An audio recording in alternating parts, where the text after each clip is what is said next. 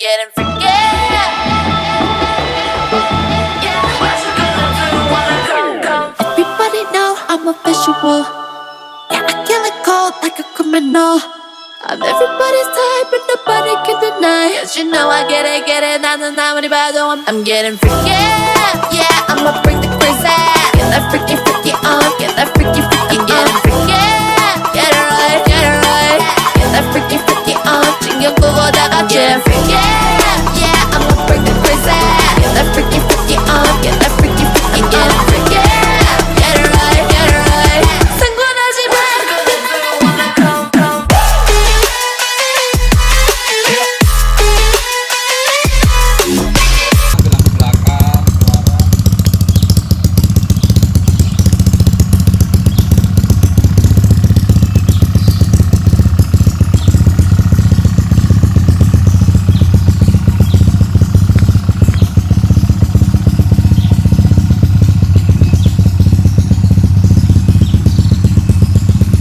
Merdu banget bro, suaranya bro.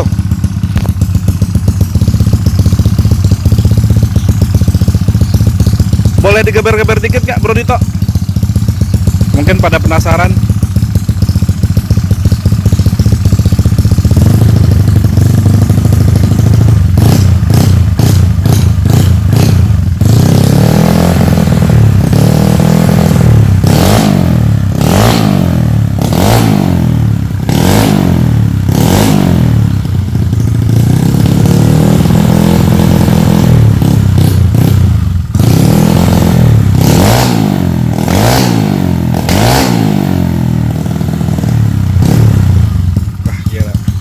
Cakep banget suaranya bro.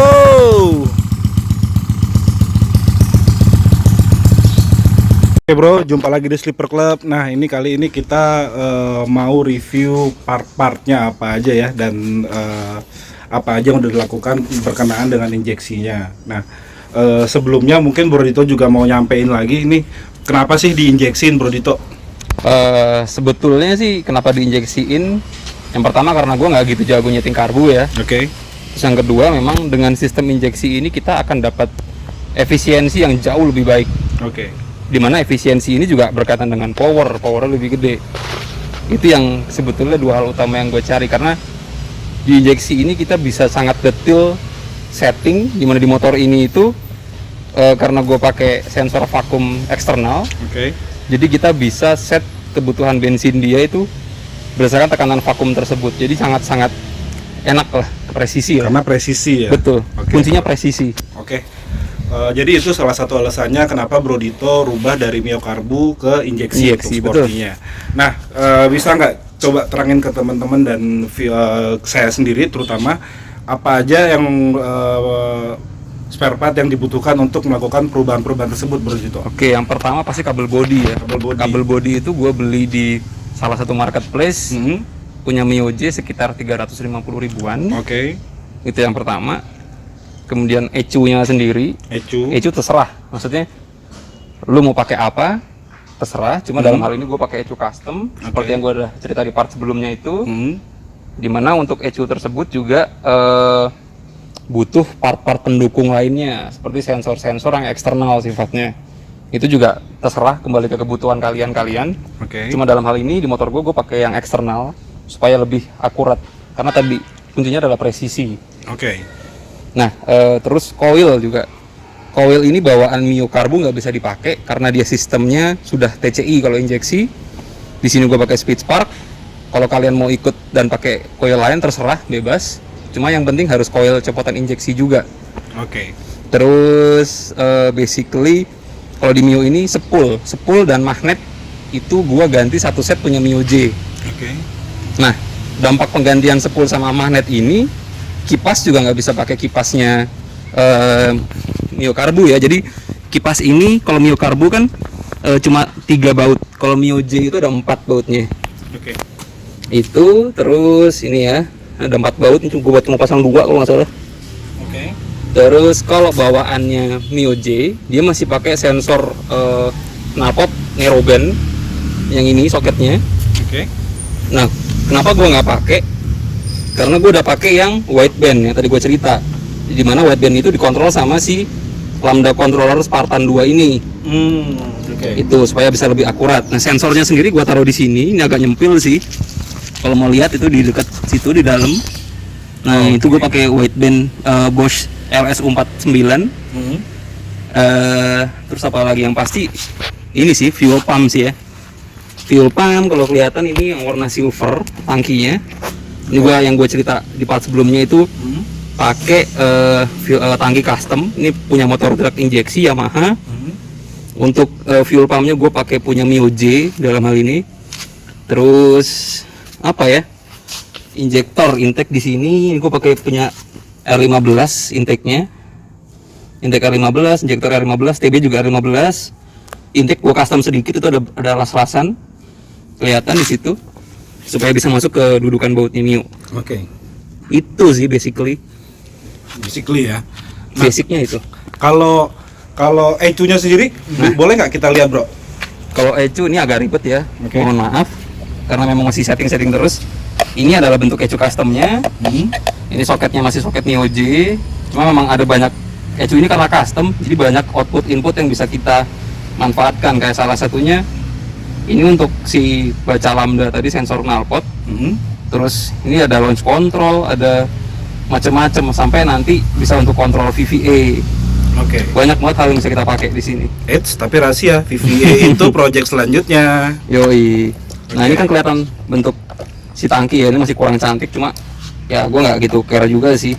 Karena nggak kelihatan juga ya. Iya, ini si tangki tambahan itu, tangki asli nggak kita apa-apain.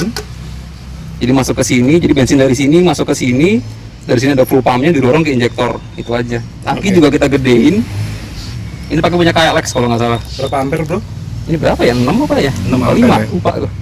Hampir sama kayak Hayate gua ya. Nah ya, kita gedein. Itu aja sih, sederhana sih sebetulnya. Itu aja ya. Sederhana tapi lumayan memusingkan ya. Dan waktu ya. Dilihat di sini ini ada beberapa tombol-tombol tambahan yang memang gue tambahin. Salah satunya ini sorry, ini sel karetnya lepas. Ini tuh tombol untuk ngidupin atau matiin si sensor knalpot. Sensor oksigen tadi AFR. Nah, ini sebenarnya sensor itu gunanya buat apa sih, bro? Sensor ini gunanya utamanya untuk baca hasil pembakaran. Jadi untuk tahu settingan ini kebasahan atau kekeringan. Kalau sensor bawaan motor itu tipenya narrowband, dia cuma bisa baca pas kebasahan atau kekeringan. Dia nggak bisa baca basah cuma agak kering sedikit atau kering atau agak basah gitu. Nah, kalau pakai sensor yang wideband ini, wide itu kan lebar atau luas ya artinya ya. Jadi dia bisa baca sampai 0,1 akurasinya AFR-nya. Ini juga tetap dipasang sama Pak D Sinergi. Iya. Jadi kalau motor performance itu biasanya untuk mesin NA ya, natural aspirated atau mesin korekan lah, ibaratnya tanpa turbo, tanpa supercharge itu idealnya bisa di sekitar 13,5/1 AFR-nya. Jadi kalau kita pakai sensor bawaan motor itu nggak bisa ngebaca seakurat itu, makanya gue ganti pakai sensor itu supaya bisa lebih akurat, presisi, kuncinya itu kan. Dan lebih efisien juga. Karena dengan injeksi ini gue bisa atur misalnya RPM bawah, gue pakai jalan pelan-pelan doang ya, gue set di 14,2/1 supaya tetap efisien bensinnya. Nah, pas gue agak bejek, gue bisa naikin dari tabel AFR-nya itu, misalnya targetnya jadi 13,5, 13,0 atau dan lain sebagainya, tergantung kebutuhan. Nah, mengenai sistem untuk injeksinya ada lagi mungkin, bro Dito? Karena sebenarnya itu sih paling pendukung-pendukungnya yang lumayan banyak ya. Salah satunya oil cooler. Jadi, di sini gue pakai oil cooler. Dia yang tempatnya pakai adaptor di belakang magnet. Jadi langsung ambil dari pompa oli. Pompa olinya juga udah pakai aftermarket. Di sini gue pakai TDR. Paling ini gue tambahin ini kipas. Jadi ini switch ini gue ambil dari Aerox. Ini tugasnya ngidupin kipas yang ada di oil cooler. Oil cooler sendiri ada di balik tameng depan, nggak kelihatan. Jadi konsepnya slipper. Slipper ya, slipper matic squad. Nah, itu mengenai sistemnya. Nah, suka dukanya nih, bro. Suka dukanya selama proses konversi ini gimana? Butuh waktu berapa lama atau apa sih suka dukanya gitu, bro? Waktu itu kan kalau kita modifikasi sama dengan uang ya sebetulnya ya. Cuma memang alhamdulillahnya ketemu Pak D Joko yang enak diajak sharing. Jadi kita bisa temukan titik tengah yang optimal lah. Jadi nggak terlalu mahal, tapi juga tidak murahan. Karena hal yang berbeda tuh. Terlalu mahal juga sayang budgetnya. Kalau murahan, ya cuma bolak-balik rusak lagi. Betul. Di sini kita coba cari titik optimalnya di mana sih yang bisa bagus, tapi nggak terlalu makan biaya gitu. Gue setuju tuh, jadi masalah. Gue setuju. Banyak yang orang yang mau modif motor, maunya enak, maunya bagus, tapi murah. Nah, ini yang harus dibenerin sebenarnya, karena untuk performance, terutama mesin, itu membutuhkan part yang di atas standar. Part yang di atas standar itu rata-rata memang pricey. Atau kalau kata Bro Dito dan Pak D, butuh waktu buat nabung. Nah, butuh waktu untuk nabungnya. Jadi saran dari kita, mending kalau memang teman-teman mau modif mesin terutama ya, ditabung dulu kalau uangnya belum cukup, biar bisa beli part-part yang memang mendukung untuk dilakukan perubahan mesin. Setuju banget. Oke, untuk rencana kedepannya nih apa nih Bro Dito? Punya angan-angan apa nih mengenai Mio-nya ini? Jadi memang angan-angan mungkin mau dibuat FFA kah atau apa? Ya mungkin biar apa ya? Sebenarnya dengan spek yang sekarang kan sudah cukup ya, memuaskan sekali. Iya. Cuma memang namanya manusia nggak pernah puas, jadi selalu ada impian untuk lebih dan lebih lagi di sini. Karena ECU-nya memang bisa mengendalikan fitur variable valve gitu ya namanya. Jadi kita mungkin akan rencana implementasikan head VVA ke sini, headnya aja. Ya mungkin akhir tahun akan terrealisasi. Ini sedang berjalan risetnya. Itu pakai head apa Bro? Kita sudah dapat head R15 VVA. Berikut isinya lengkap. Sudah diberikan ke Pak D juga? Sudah. Sudah riset juga? Sudah, berjalan. Oke. Jadi memang tujuannya kembali lagi karena di motor ini pertama tuh karena starternya susah. Berat starternya karena injeksi. Ini rata-rata yang saya temuin di motor-motor yang lain pun sama, kompresi gede, camnya cukup custom lah ya, camnya durasinya sudah berbeda dari standar, itu nggak kuat starter. Nah, head VVA ini punya dekompresi. Itu yang pertama saya pikir, wah ini menarik untuk dipakai. Karena apa? Starternya jadi nggak terlalu berat. Karena yang sekarang di sini dinamo starter pakai Moto One yang Pro. Karena dinamo starter yang lain-lainnya keok gitu bisa dibilang. Nggak kuat ya? Nggak kuat. Nah makanya di head itu saya ada harapan pertama, sebetulnya belum nggak semata-mata nyari performa ya, cuma nyari fungsi juga biar starternya gampang. Kemudian saya juga tertarik dengan fitur VVA-nya karena VVA ini kalau buat saya sebuah terobosan teknologi yang cukup canggih ya.